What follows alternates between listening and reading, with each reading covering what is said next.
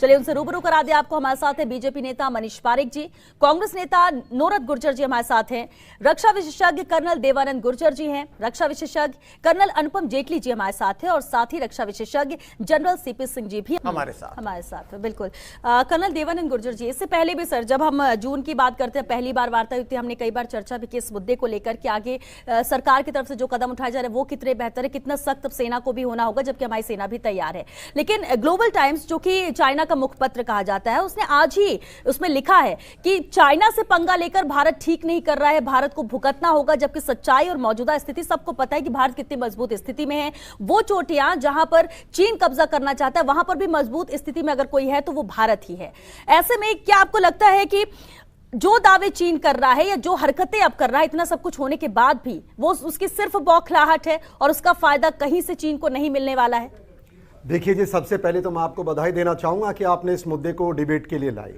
क्योंकि मैं देख रहा था पूरे देश के जितने भी हमारे चैनल्स हैं अभी तक सीरियसली किसी ने नहीं लिया, बधाई के पात्र हैं। जी, शुक्रिया। दूसरा जो आपने बात कही चीन को जो समझने के लिए मेरे से पहले दो वक्ताओं ने, हमारे सैनिक अधिकारियों ने बताया, तो वो एक नजरिया है। मैं यहाँ देश के नागरिकों को एक चीज बताना चाहूंगा कि चीन वो देश है जिसको बिगाड़ा भारत ने है।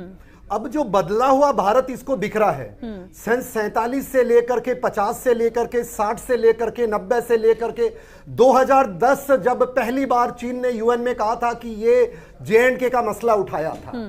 उस समय के बाद से लेकर के जो पिछली जो हमारी 5 अगस्त 2019 आई थी,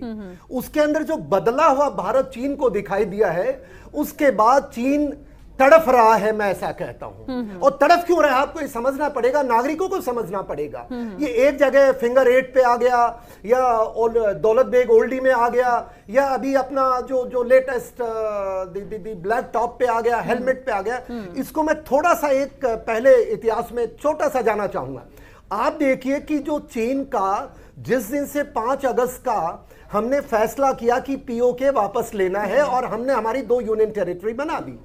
और उसके अंदर बहुत क्लियर कहा था हमारे होम मिनिस्टर ने कि दिस इंक्लूड्स एक्साई चीन ना। उस दिन से चीन के कान खड़े हो गए कि मुझे जो चीन का, अब आप देखिए चीन की लोकेशन ऐसी है, जैसा भी जेटली साहब ने बताया कि वो दुनिया में अलग थलग पड़ा हुआ है, और कोरोना की महामारी में तो उसका जो बेड़ा था वो गर्क हो चुका है, इकोनॉमिकली वो डाउन स्लाइड पे है, और दुनिया के 18 देश तो उसको घोषित कर चुके हैं कि चीन हमारा दुश्मन है।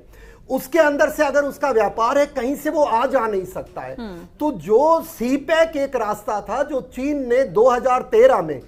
उसकी शुरुआत की थी, और उसने सोचा था कि ये हमारा पूरा हो जाएगा तो उसको दुनिया में किसी की परवाह नहीं है, चीन वो पाकिस्तान को दबा लेगा। लेकिन जो ही हमारा ये 5 अगस्त का जो हमारा बदले में भारत का जो फरमान भारत की सरकार से आया, और बधाई देना चाहूंगा मोदी जी को, एज ए लीडर उन्होंने जो करके दिखाया, चीन को ये लग गया कि मेरा CPEC बंद होगा, क्योंकि भारत ने दावा ठोक दिया। और उसके बाद अभी जो चीन ने गलवान में जो हरकत की, मेरा ये मानना है कि वो गलवान को जो दौलत बेग ओल्डी पर कब्जा करना चाहता था, जिस प्रकार से चुपचाप, मैं मानता हूं हम हमें पता नहीं लग पाया कि कब वो आगे इतना बड़ा उनका डेवलपमेंट, उनका वो सारे हथियार साजो सामान आ गया, वो कब्जा उसका सफल नहीं हुआ। गलवान में हमारे बलवानों ने जो उसको पटकनी दी, उससे ये क्लियर हो गया कि चीन वहां सफल नहीं हो सकता। अब वहां उसका पेट नहीं भरा। जहां तक ये इतिहास की बात है, फिंगर 4 फिंगर 8, देखिए भारत के नागरिकों को समझना पड़ेगा, चीन को समझना पड़ेगा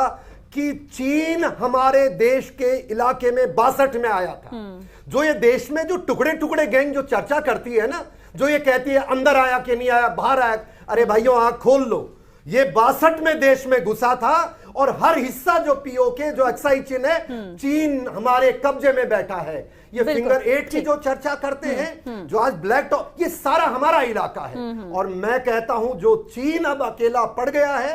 और चीन को पता है कि POK जाएगा, एक्साई चीन जाएगा। रही बात जो अभी आपके जो सवाल जो जिस तरह का हो रहा है कि ये क्या सफल होंगे नहीं सफल होंगे, मैं आपको बता दूं साहब, बदले हुए भारत में बदले हुए राजनेता है, बदला हुआ समाज है, बदले हुए युवा है, और बदली हुई सेना है, जहां CDS है, जहां एक single point decision making body है मिलिट्री ऑपरेशंस की। तो मैं मानता हूं चीन को पता है, वो कोशिश करेगा, ये लड़ाई झगड़े यहां चलता रहेगा, पर चीन जानता है देर सवेर उसको एक्साई चीन खाली करना पड़ेगा, भारत तैयार है, ये बदला हुआ भारत है। और दुनिया में जिस तरह चीन अलग थलग पड़ गया है, अगर आज भारत ने उसको स्ट्राइक नहीं किया, हो सकता आने वाले कई वर्षों तक ऐसा मौका फिर ना मिले। नहीं मिलेगा। और भारत